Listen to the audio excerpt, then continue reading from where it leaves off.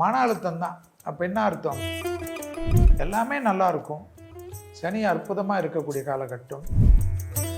பெண் தெய்வ வழிபாடு, அபிராமி அந்தாதி நூற்பயனை சொல்வது, டிப்ரெஷன், சைக்காட்ரிக் எஃபெக்ட், ஆங்ஸைட்டி ஏதோ ஒன்று வரும். தைரியம் வரும், ரொம்ப தைரியம் வரும். ஆனாலும் இந்த டிப்ரெஷன் இருக்கும். என்னடா செல்வி வயசு வருஷா சொல்லாமல் கான்ட்ரவர்ஷியலாகவே சொல்கிறாருன்னு. Presenting sponsor Tamil Matrimony. தமிழர்களின் number one choice Tamil matrimony. Everest easy chef ஆகுங்கள் சில நிமிடங்களிலேயே. ஸ்ரீனிவாசா டூர் நடத்தும் ஆன்மீக சுற்றுலா. தொடர்புக்கு 9384854560. அடுத்ததாக பார்க்கக்கூடிய ராசிக்காரர்கள் ரிஷப ராசிக்காரர்கள். கண்டிப்பாக துர்கையை பிடித்துக் கொள்ளுங்கள். மன அழுத்தம் தான். அப்போ என்ன அர்த்தம்? கட்டு ரிலேட்டடாக ப்ராப்ளம், வயிறு கட்டு ஜீரண உறுப்புகளில் கவனம். அது சரி பண்ணலன்னா அந்த மன அழுத்தம் போகாது. ஏதோ ஒரு குழப்பம், டிப்ரெஷன், சைக்காட்ரிக் எஃபெக்டு, ஆங்ஸைட்டி ஏதோ ஒன்று வரும். எல்லாமே நல்லாயிருக்கும், சனி அற்புதமாக இருக்கக்கூடிய காலகட்டம். தைரியமாக இருக்கலாம். தாய் வழி உறவு, குடும்பத்தில் சுபகாரிய தடைகள் நிவர்த்தி, திருமண தடைகள் நிவர்த்தி, பிரிந்த தம்பதியினர் ஒன்று சேருவது, பிரிந்த பெற்றோர்கள் ஒன்று சேருவது, பிரிந்த உறவினர் ஒன்று சேருவது, அசையமசைய பொருள் சேர்க்கை ஏற்படுவது, அதிகமாக நகை முதலீடுகள், நிலம் வாங்கிறது, வீடு வாங்குறதெல்லாம் ரிஷபம் எல்லா ராசியோட கொஞ்சம் அதிகமாக இருக்கும். பெரிய அளவுக்கு இன்வெஸ்ட்மெண்ட் பண்ணுவாங்க. ஆச்சரியத்தக்க முன்னேற்றம் ஏற்படும்.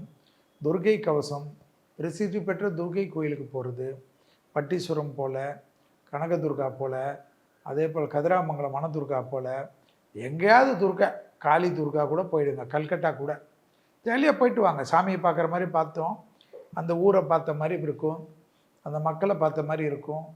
அதனால் ரொம்ப சந்தோஷமாக இருங்க. பெண் தெய்வ வழிபாடு, அபிராமி அந்தாதி நூற்பயனை சொல்வது, துர்க்கை கவசம், காத்தாய வித்மேக கன்னியாகுமரி தெய்வமே தன்னோ துர்க்கை பிரஜாத. இல்லை தமிழ் மந்திரம் தான்னா தமிழ் மந்திரமே சொல்லுங்கள். உங்களுக்கு பிடிச்ச மந்திரத்தை சொல்லுங்கள். அபிராமியோட வேறு என்ன வேணும்? கனகதார சோத்திரம் கேளுங்க. அற்புதமான அமைப்பு ஏற்படும். திருமண தடைகள்லாம் டக்கு டக்குன்னு நிவர்த்தி ஏற்படும். தைரியம் வரும், ரொம்ப தைரியம் வரும். ஆனாலும் இந்த டிப்ரெஷன் இருக்கும். அதுதான் ஆச்சரியமாக இருக்குது. என்னடா செல்வி வயசு வருஷா சொல்லாமல் கான்ட்ரவர்ஷியலாகவே சொல்கிறாருன்னு நினைப்பேன். ஏதாவது ஒரு யோசனை வந்துக்கினே இருக்கும். அதுக்கு குலதெய்வ கோயிலுக்கு போயிட்டு வந்துடுங்க. குலதெய்வ கோயிலுக்கு போகாத ரிஷபராசிக்காரர்களுக்கு நல்லதெல்லாம் தடைப்படும். அதே சமயம் ஏற்றங்கள் காணப்படும். உறவு முறையில் இருந்த சிக்கல்லாம் தீரும். பூர்வீகத்திலிருந்து சொத்து பிரச்சனை தீரும். தாய் வழி உறவு, தந்தை வழி உறவு மேன்மையடையும். குடும்பத்தை விட்டு தொலைதூரத்தை ரொம்ப நாளாக பிரிந்தவர்கள் 5 வருஷம் 10 வருஷம்லாம் குடும்பத்தாருடன் ஒன்று சேரக்கூடிய அமைப்பு ஏற்படும். டைவர்ஸ் வரைக்கும் போன ரிஷபராசிக்காரர்கள் மீண்டும் ஒன்று சேரக்கூடிய பிராப்தம் ஏற்படுவது ஆச்சரியம். 1/1/2026 மார்கழி மாதம் 17ஆம் நாள் வேலைக்கிழமை, பிரதோஷம்.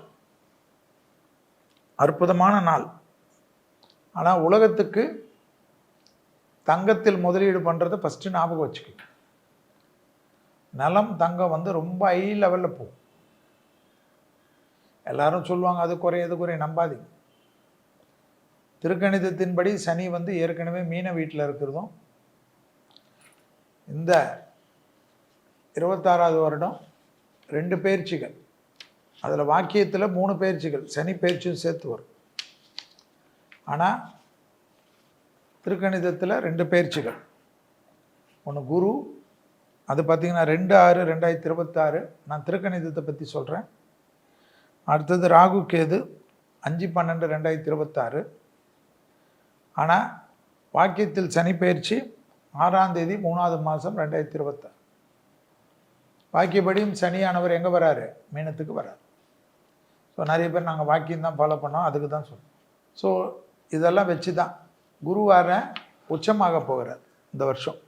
அடுத்த கடகத்துக்கு வருவார், உச்சமாகிறார் ஜூன் மாதத்துலேருந்து.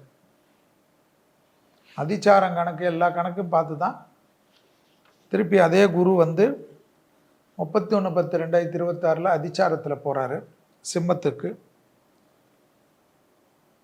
இந்த கணக்குகள்லாம் வைத்து தான் பொது பலன்களில் முக்கியமானது கிரகங்கள் சனி, ராகு, கேது, குரு வைத்து தான் ஜோதிடம். அதுக்கப்புறம் மாத கிரகங்கள்லாம் எந்தெந்த சமயத்தில் எப்படி இருக்கும்னு அதை வைத்து தான் பலன். போர் மேகங்கள் உலகத்தில் கண்டிப்பாக இருக்கும். இயற்கை சீற்றங்கள், நிலநடுக்கங்கள், வெள்ளத்தால் பாதிப்புகள் எல்லாம் நினச்சி பார்க்க முடியாத இருக்கும். போரால் பெரிய துன்பங்கள் வரும். அணு ஆயுதங்களே திடீரென்று மறைத்திருந்த அணு ஆயுதங்கள் வெளி உலகத்துக்கு வந்து அச்சுறுத்தும். இந்த ட்ரோன் எல்லாம் வந்து எப்படி சேஷ்டை பண்ணுது. இந்தியாவுக்கு பல விதத்தில் இடைஞ்சல்கள் இருக்கக்கூடியதாக தான் இந்த 2026ஆம் ஆண்டு காட்டு. பகை நாடுகளால் பிரச்சனைகள், தீவிரவாதத்தால் பிரச்சனைகள். 1ஆம் தேதியே எங்காவது குண்டு வெடிக்காமல் இருந்தால் சரி. ஆனால் பிரதோஷம் சிவனுக்கு பிடிச்சது, அழித்தல் கடவுள் அவர். நரசிம்மருக்கும் பிடித்தது பிரதோஷம், உக்கிர தெய்வம் அவருக்கு. 1ஆம் தேதியே ஏதாவது பெரிய தீவிரவாத தாக்குதலோ அல்லது இயற்கை பேரிடர்களோ உலகத்தில் வந்து புரட்டி போடாமல் இருந்தால் சரி. மருத்துவத்தில் புரட்சிகள் கண்டிப்பாக ஏற்படும். அதெல்லாம் ஒன்றுமே டவுட்டே படாது. டெக்னாலஜி வளர்ச்சி, ஏஐ வளர்ச்சி எல்லாம் கரெக்ட். வெளிநாடுகளில் வாழக்கூடிய இந்தியர்கள்லாம் ரொம்ப கவனமாக இருக்கணும். எந்த நாட்டில் மைனாரிட்டி இருக்கக்கூடிய அத்தனை பேருக்குமே பிரச்சனை. இந்துவாக இருந்தாலும் சரி, முஸ்லீமாக இருந்தாலும் கிறிஸ்டினாக இருந்தாலும் சரி, மைனாரிட்டிகளுக்கு பாதுகாப்பு இல்லாத ஒரு அமைப்பாக இருக்கும். கொத்து கொத்தாக மரணம் ஏற்படுமா. அதாவது மதத்தினால் ஏற்படக்கூடிய மோதல்களால் பிரச்சனைகள் உலகத்தில் பல இடத்துல இருக்கும். அந்த எல்லாம் பெரிய வலிமை மிக்க மதக்காரர்கள் வந்து கொஞ்சம் கம்மியாக இருக்கவங்களெல்லாம் போட்டு சேஷ்டை பண்ணுறது, அவங்க சொத்துக்களை கபலீகரம் பண்ணுறது, அவங்கள மிரட்டுறது, அவங்க நாட்டுக்கு பயந்து ஓடி வர்றது, அகதிகளாக வருவது வளர்ந்த நாட்டிலலாம் ஏற்படுமா. அமெரிக்கா, லண்டனு இது போல் இடத்துலலாம். அதனால் நம்ம ஆளுங்கள்லாம் கொஞ்சம் ஜாக்கிரதையாக இருக்கும். அந்த நாட்டு மக்களுக்கே பாதுகாப்பு இருக்காதான், வளர்ந்த நாடுகளுடைய மக்களுக்கே பிரச்சனை ஆகும். பாருங்கள், நிறைய தொந்தரவு வரும். ஏன்னா 31 வரைக்கும் உலகத்தில் புரட்டி தான் போடும். ஹாப்பி நியூ இயர்னு வேணும்னா நம்ம சொல்லிக்கலாம். ஹாப்பி நியூ இயராக இருக்குமான்லாம் தெரியாது.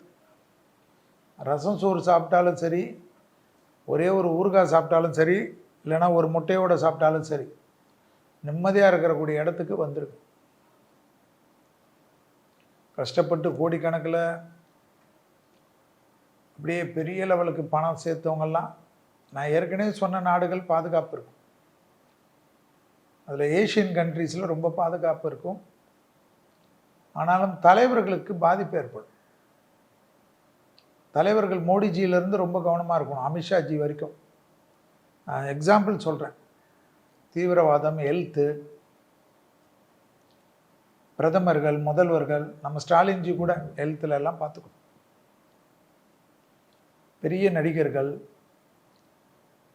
பெரும் அரசியல்வாதிகள், பெரும் நடிகர்கள், அமிதாப்ஜி, ரஜினிகாந்த்ஜி, இவங்கெல்லாம் வந்து இந்த புகழ் பெற்றவர்கள். ஏன்னா அந்த கடகத்தில் வரக்கூடிய குரு வந்து அதே போல் மகான்கள், ஆன்மீக பெரியவர்கள். செக்யூரிட்டிஸை டைட் பண்ணும். தேவாலயங்கள், மசூதிகள், மெக்கா, வேட்டிகன் சிட்டி, இந்துக்களுடைய சபரிமலை, இது போல் பெரிய இடங்கள்லாம், எல்லா கோயில், மத வழிபாடு, காசி, ராமர் கோயில், இங்கெல்லாம் செக்யூரிட்டிஸ் டைட் பண்ணும். அதே போல் மக்கள் நிறைய கூட்டம் கூடுற இடத்துலலாம் ஸ்டாம்பேட் ஆகிறதுக்கெல்லாம் 2026 ஆண்டு துர்மரணம் நிறைய இருக்குமா. துர்மரணம் குரு நாளில் வருது, பிரதோஷம் வருது. நான் செல்வி இப்படி பயமுறுத்துறாருன்னா, வளர்ச்சி, டெக்னாலஜி வளர்ச்சி, மெடிக்கல் புரட்சி, பெரிய டெவலப்மெண்ட் எல்லாம் வரும். ஆனால் சாமானியருக்கு பயத்தட்டக்கூடிய ஆண்டாகவும் இருக்கும். நோய்கள் தொந்தரவு வரும். நோயில் கண்டிப்பாக நம்ம ஏற்கனவே சொன்னது தான், எவ்வளோ வருஷமாக சொன்னோம், கொரோனாலாம் மனுஷன்தான் உருவாக்குவான். அதுபோல் நோய் பரவுறதெல்லாம் ஏற்படுத்திடுவாங்க மனிதர்கள், வக்ரபுத்தி மனிதர்கள். தீவிரவாதிகள்கிட்ட இந்த நோய் கிருமிகள் கிடைக்கக்கூடிய லேபெல்லாம் அவங்க உள்ளே பூந்துருவாங்க. ஒரு மாதிரி ஸ்டெபிளைஸ் இல்லாமல் இருக்கும். சட்டங்கள் கடுமையாக்கப்படும். இல்லீகல் இமிகிரண்ட்ஸ் எல்லாம் இருக்காங்க இல்லையா, குடியேறிகள்லாம் வந்து நாட்டிலேருந்து வேலி தாண்டி வர்றது, இது பாரு வருது. நம்ம நாடு இல்லை, ஏதோ நம்ம நாட்டுக்கு உடனே போட்டுங்க. நம்ம நாட்டிலலாம் எந்த சட்டம் போட்டாலும் ஏதாவது ஒரு ரூட்டு போட்டுருவாங்க. ஃபாரின்லாம் தான் ரொம்ப தீவிரமான சட்டம் போட்டுருவாங்க. இராணுவத்துக்கு தான் நிறைய செலவு ஏற்படும். புது புது அரசியல் கூட்டணியெல்லாம் உருவாகிட்டு இருக்கும். இந்நேரம் ஆரம்பிக்கிறதுக்குள்ளே எதிர்பார்க்காத அரசியல் கூட்டணியெல்லாம் வரும். எந்த ஆட்சியாளர்களாக இருந்தாலும் ஜாக்கிரதையாக இருக்கணும். மத்தியில் இருந்தாலும் சரி, மாநிலத்தில் இருந்தாலும் சரி, எல்லா நாடுகளிலும் சில இந்த புரட்சிகள் வெடிக்குமா, தேர்ந்தெடுக்கப்பட்ட அரசாங்கத்துக்கெல்லாம் பாதிப்பு வரும்.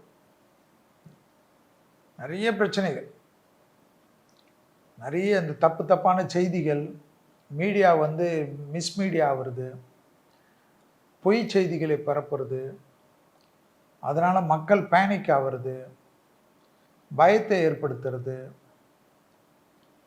ஒன்றுமே நடக்காததெல்லாம் கதை கட்டி பேசுறது, எல்லா லெவல்லையும் தொந்தரவுகள் ஏற்படும். இது பொய்ன்னு சொல்கிறதுக்குள்ளே அங்கே பெரிய ஒரு கலவரமாகி பல்லாயிரக்கணக்கான மக்கள் அஃபெக்ட் ஆகிறது, உடைமைகளை இழக்கிறது, உயிரை இழக்கிறது. மலைக்கோயில்கள், பெரிய அளவுக்கு கூட்டம் கூடக்கூடிய கோயில்களுக்கெல்லாம் அரசாங்கங்கள் கவனமாக இருக்கணும். சேதம் ஏற்படுமா கோயில்களுக்கு, இயற்கையால், வெள்ளத்தால். தண்ணி அவ்வளோ பெய்யுமா, ஆனாலும் பஞ்சம் வருமா, ஏன்னா சேர்த்து வைக்கிறது இல்லை, சேர்க்குற சோர்ஸ் கிடையாது. டேமுகள், பெரிய பெரிய டேமுகளுக்கெல்லாம் பாதிப்பு ஏற்படும். ரிசர்வாயர்ஸ்ன்னு சொல்லுவோம், நீர்களை தேக்கி வைக்கக்கூடிய இடங்கள், பாலங்கள், குளங்கள் நஞ்சாகிறது, ஏரிகள் நஞ்சாகிறது, விஷத்தை கலக்கிறது, உணவில் நச்சை கலக்கிறது, பெரிய ஃபங்க்ஷன்லலாம் உணவில் தொந்தரவு பண்ணிடுது, உணவில் கலந்துருது, மக்களுக்கு பாதிப்பாகிறது. திருவிழாக்கள், மத வழிபாடுகள் தலங்கள்லாம் ரொம்ப கவனமாக இருக்கும். எங்கேயாவது பிரசாதம் கொடுத்தா கூட சாப்பிடாமல் வந்துடுது தான் நல்லது. சந்தோஷத்தில் நம்ம சாப்பிடுவோம்ல, அதெல்லாம் கொஞ்சம் உஷாராகவே இருக்கணும். நம்ம கையால் சாப்பாடு எடுத்துன்னு போகிறது தான் சேஃபாக. இனிமேல் ஹோட்டலுகளுக்குள்ளே தீவிரவாதம் வளருமா, வேர்ல்டில் நிறைய பார்ப்பீங்க. அப்பாவிகளுக்கு தான் நகை, ஏற்கனவே சொன்னது தான், ஜாலியாக இன்வெஸ்ட் பண்ணுங்க, என்ன விலையாக இருந்தாலும் அது ஏறும். பெட்ரோலியத்தை வைத்து பெரும் செல்வந்தர்களாக இருக்கக்கூடிய நாடுகளுக்கெல்லாம் பாதிப்பு வரும். பெட்ரோலியங்களை வைத்து நிறைய கனிமங்கள் கிடைக்குமா, விலை உயர்ந்த இந்த டைமண்ட் கிடைக்கிறது, டைமண்டோட விலை உயர்ந்த கனிமங்கள் கிடைக்கிறது, சுரங்கங்கள் நிறைய கிடைக்கும். உலகம் ஃபுல்லாக நிறைய பூமிக்குள்ளே இருக்கக்கூடிய அஷ்டலக்ஷ்மி கடாச்செல்லாம் வெளியில் வருமா, எடுத்துக்கோன்னு வருமா. சாதாரண நாடுகள், ஆப்பிரிக்க நாடுகள், அந்த நாடுகள், இந்த நாடுகள், கஷ்டத்தில் இருக்கக்கூடிய நாடுகள்லாம் உலகத்திலே பெரிய பணக்கார நாடுகள் ஆகுமா. இந்தியாவும் அது போல் ஆகுமா. இது போல் சுரங்கங்கள் கிடைக்கிறது, எங்கெல்லாம் தோணினாலும் கனிமங்கள் கிடைக்கிறது, ஆயில் கிடைக்கிறது, கேஸ் கிடைக்கிறது, இதெல்லாம் எல்லா இடத்துலையும் கிடைக்கும். அதனால் நிறைய பணக்காரர்கள் 2025ஆம் ஆண்டில் ஸ்மார்ட்டாக பணக்காரர்கள், சின்ன வயசு பணக்காரர்கள் வருவாங்க. 15 வயசு, 16 வயசு, மேஜர் ஆகாத பணக்காரர்கள்லாம் நிறைய இருப்பாங்களா உலகத்தில். டெக்னாலஜினால் டெவலப் ஆகி குரு உச்சமாக போகிறதுக்கு முன்னாடி எல்லாத்தையும் ஒரு வழி பண்ணிடும். டக்குன்னு எதிர்பார்க்காத ஏழை வீட்டு, குடிசை வீட்டு பசங்கள்லாம் அப்படிலாம் பார்க்கவே முடியாது. பிரெயின் வளர்ச்சி, டெவலப்மெண்ட், ஸ்விக்கி இது போலெல்லாம் ஸ்மார்ட் வே போல், அது போல் நிறைய, அதுக்கு மேலே உணவு டெலிவரி எல்லாமே ஸ்மார்ட் ஆக்கப்படுமா. மிஷின் வந்து டெலிவரி பண்ணுறது, இது பண்ணுறது, நிறைய டெவலப்மெண்ட். சின்ன பசங்க ஒன்றுமே இல்லாமல் இருப்பாங்க, ஒரே நாளில் 2000 கோடி அதிபதி ஆகிடுவாங்க. பல சோகோ உருவாகுமா. எல்லாமே ஸ்மார்ட் டெக்னாலஜி வருமா. இந்த டிஜிட்டல்லாம் மாறுமா. ஃபோனில் டிஜிட்டல், வாட்ஸ்அப்பு, ஃபேஸ்புக்கு, இன்ஸ்டா, இதோட லேட்டஸ்டெல்லாம் வருமா. எளிமைப்படுத்தப்பட்டதெல்லாம் வருமா. சாதாரண மக்கள்லாம் சாட் ஜிபிடி, ஏஐ எல்லாமே கற்றுக்கிறதோட வெரி அட்வான்ஸ் எல்லாம் வந்துடும். ஏன்னா அந்த மாதிரி தெளிவு வந்துடும். உயிருக்கு இந்த நோயில் பாதிப்பு அந்த நோயில் பாதிப்பெல்லாம் கவலை இல்லாமல் அதுக்கெல்லாம் மருந்து மாத்திரைகள், லேட்டஸ்ட்டு டெக்னாலஜி, சர்ஜரியெல்லாம் ஈஸியாக முடிக்கக்கூடிய அளவுக்கு சர்ஜரி ஒரே நாளில் பெரிய பெரிய சர்ஜரி முடிச்சுட்டு தெம்பாகிறது. மரணத்தின் வயதை கூட்டிக் கொண்டே போகும். பாருங்கள், எல்லாம் வரும். 31க்குள்ளே மரணன்றதே கஷ்டம். நீங்களே போய் ஆக்சிடெண்ட்டில் செத்தா தான் உண்டு, இல்லை நீங்களே போயிட்டு எதாவது தற்கொலை பண்ண தான் உண்டு. அந்த அளவுக்கு டெவலப்மெண்ட் ஆகும். அந்த காலத்தில் சொல்லுவாங்கள்ல அமிர்தம் கிடைச்சிதுன்னு, அது போலெல்லாம் இந்த அமிர்தத்தை உண்டா 150 வருஷம் 200 வருஷம் இருக்கலாம். அது போலெல்லாம் மெடிசன்ஸ் கிடைக்கும். ஸ்மார்ட் ஆக்குவாங்க. 60 வயது 70 வயது எல்லாம்னவர்களே 30 வயது இளமையோடு இருக்கக்கூடிய அமைப்பு ஏற்படும். ஒரு கொஞ்சம் பணக்காரர்களுக்கு முதல்ல இருக்கும், அப்புறமா எல்லாருக்கும் வந்துடும், அஃபோர்டபுளாக வந்துடும், எல்லாரும் பயன்படுத்தக்கூடிய அளவுக்கு வந்துடும். முதல்ல சுயநலத்தோடு சிலர் இருப்பாங்க, ஆனால் எல்லாமே வந்துடும். பெரிய பெரிய நோயில் இருக்கவங்களாம் கவலைப்பட வேணாம். இந்த வருஷத்துக்குள்ளே கண்டிப்பாக நிறைய மருந்துகள் கிடைக்கும், நிறைய டெக்னாலஜி மாற்றம் கிடைக்கும், எளிமைப்படுத்தப்பட்ட மருத்துவம் கிடைக்கும். ஸோ இதெல்லாம் 2026ஆம் ஆண்டில் பார்க்கக்கூடிய விஷயங்களாக தான் என்னுடைய கணிப்பு. அது ஜோதிடத்தில் நிறைய பேர் நிறைய கணிப்புகள் பண்ணுவாங்க. வேலை வாய்ப்பெல்லாம் பத்திரமா பார்த்துக்குங்க. சுயமாக நிறைய வேலை கற்றுக்குங்க. வேலை போனால் என்ன இருக்குதுன்னு திம்பா இருக்கும். எனக்கு இதில் வரும் வருமானம் அதில் வரும் வருமானம் டெக்னிக்கலாக டக்குன்னு யோசிக்கவே கூடாது. சாதாரண முதலீடு போட்டு பெருசாக முதலீடு 10 கோடி போட்டெல்லாம் வேணாம், சாதாரணமாக போடுங்க. 10 லட்சத்தில் ஆரம்பித்தது கூட பெருசாக வளருமா. டெடிக்கேஷன் தான் இனிமேல் முக்கியம். வேலையில் என்றைக்கு வேணுமோ ஆப்பு வரும், ஞாபகம் வச்சுங்க. 2026ஆம் ஆண்டு நிறைய பேர்களுக்கு வேலை வாய்ப்பு பாதிப்பு வரும்.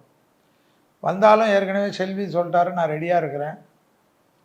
என் குடும்பத்தை காப்பாற்றுறதுக்கு, என்னுடைய தேவைகளை பூர்த்தி செய்வதற்கு, வீடு வாசலுடன் இருப்பதற்கு, வண்டி வாகனத்துடன் இருப்பதற்கு, தெய்வ கைங்கரியங்கள் பண்ணுவதற்கு, பசுமாடுகளுக்கு உணவளிப்பதற்கு, ஏழைகளுக்கு உணவளிப்பதற்கு அளவுக்கு நான் சம்பாதிப்பேன் என்ற நம்பிக்கையில் வாழ்க்கையை 2026ஆம் ஆண்டு ஜனவரி மாதம் 1ஆம் தேதியிலிருந்து ஒவ்வொருத்தரும் ஆரம்பிக்க வேண்டும். எதுவாக இருந்தாலும் இதுவும் கடந்து போகும் என்பது தான் வாழ்க்கை. எப்பொழுதும் பிரச்சனை இல்லை. இன்று இருக்கிறோம், ஒரு வருடம் நாம் இருப்போம் என்று நமக்கு நம்பிக்கை கிடையாது. இறைவன் கொடுக்கக்கூடிய ஆசீர்வாதத்தில் பேசி கொண்டிருக்கிறோம், பார்த்து கொண்டிருக்கிறோம். அதே நம்பிக்கையுடன் இறை வழிபாட்டை முடித்து விடவே விடாது. மகான்கள் வழிபாடு, குரு உச்சமாகிறார், பிரசித்தி பெற்ற மகான்கள் குரு வழிபாடு, திருச்செந்தூர் வழிபாடு, பிள்ளையார்பட்டி வழிபாடு, பெரிய பெரிய மத இடங்களுக்கு இல்லாமல் பிரம்ம முகூர்த்தத்தில் விளக்கேற்றுறதை கற்றுக்குங்க. நீங்கள் பிறந்த கிழமையால் பிரம்ம முகூர்த்தத்தில் ஏற்று காலையில் விடிகாலையில் கைகால் கழுவிட்டு 3லேருந்து 4:30 மணிக்குள் வேலைக்கிழமை பிறந்தவர்கள் வேலைக்கிழமை ஏற்றுவது, வெள்ளிக்கிழமையில் பிறந்தவர்கள் வெள்ளிக்கிழமையில் ஏற்றுவது, அவரவர்கள் பிறந்த கிழமையில் ஒரு நாள் ஏற்றினாலே போதுமா. அந்த ஒரு வாரத்திற்கு உங்களுக்கு பாதுகாப்பை ஏற்படுத்தி தரும். சும்மா பெட்ரூமில் ஏற்றுங்க, டைனிங் டேபிள் ஏற்றுங்க, பூஜை ரூமில் போய் ஏற்றுறதுக்கு குளிக்கலைன்னா ஏற்றுறதுக்கு அதெல்லாம் வேணாம், சாதாரணமாக ஏற்றுங்க. பிரம்ம முகூர்த்தத்தில் எந்த தோஷமும் கிடையாது. ஏற்றுவது, காரிய சித்தி மாலையை ஓட விடுவது, கோளர் பதிகத்தை கேட்பது, அபிராமி அந்தாதி கேட்பது, வேற என்ன வேணும், சுப்பிரமணிய புஜங்கத்தை கேட்பது, கனகதாரா சோத்திரத்தை கேட்பது, அதெல்லாம் உங்களுக்கு சந்தோஷத்தையும் அனுகூலத்தையும். நமக்கு தான் தெய்வ மந்திரங்கள் கொடுத்துட்டாங்களே. நரசிம்மர் கவசத்தை கேட்கறது, டிப்ரெஷன்லாம் தான் நரசிம்மர் கவசம் தான் போட்டு விட்டுட்டு ஓடணும். அரசு காரியங்கள், அரசு துறை, அரசியல்வாதிகள் அனுமன் சாலிசா கேட்பது, 7.5 சனி, கண்ட சனி, அஷ்டம சனி எல்லாமே இருந்தாலும் வாராகி மந்திரங்களை கேட்பது, நரசிம்மர், விநாயகர், அனுமன் எல்லாம் கேட்பது பலத்தையும் சந்தோஷத்தையும் அனுகூலத்தையும் ஏற்படுத்தி தரும்.